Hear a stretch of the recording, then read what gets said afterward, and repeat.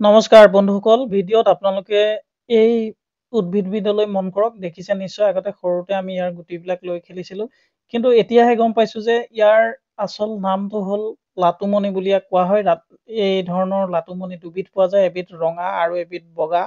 সৰু সৰু গুটি হয় আৰু ইয়াক ইংৰাজীত কোৱা হয় গুঞ্জবা ৰজাৰী পি বুলি কোৱা হয়।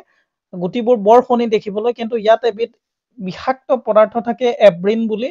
সেইকাৰণে ই অলপ বিষাক্ত হয়। 2012 চনত ইংলেণ্ডত এটা ইডেন প্ৰজেক্টৰ দ্বাৰা লাটুমণি গুটি ব্যৱহাৰ কৰা ব্ৰেচলেটবোৰ উভতাই লোৱা হৈছিল।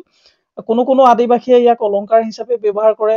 দেও ভূত এইবোৰ খেদিবলৈ বা মুখ নালাগিবলৈ ত্ৰিনিদাদ নামৰ দেশখনত ইয়াৰ গুটিৰ মালা পিন্ধে আৰু তামিলসকলেও ইয়াৰ ব্যৱহাৰ কৰে। আৰু আমাৰ সোণাৰীয়ে ইয়াৰ ওজনক ৰতি বুলিও ব্যৱহাৰ কৰে, ৰতি হিচাপে ব্যৱহাৰ কৰে। ওজনবিলাক প্ৰায় একেই থাকে। আৰু উত্তৰ ভাৰতৰ শালগ্ৰাম পূজাত ইয়াৰ গুটি ব্যৱহাৰ কৰা হয়। সিদ্ধ আয়ুৰ্বেদত বগা লাটুমণি গুটিৰ তেল বিভিন্ন ঔষধত ব্যৱহাৰ কৰা হয়। মই আগতেও কৈছো যে ইয়াৰ এটা ৰঙা পায়, ৰঙা লাটুমণি বুলি কোৱা হয় তাক।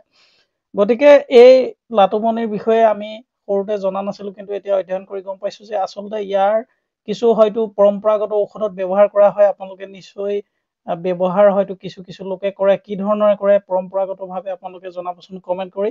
কিন্তু ঘোঁৰাৰ বাবে অতি বিষাক্ত বুলি কোৱা হয়।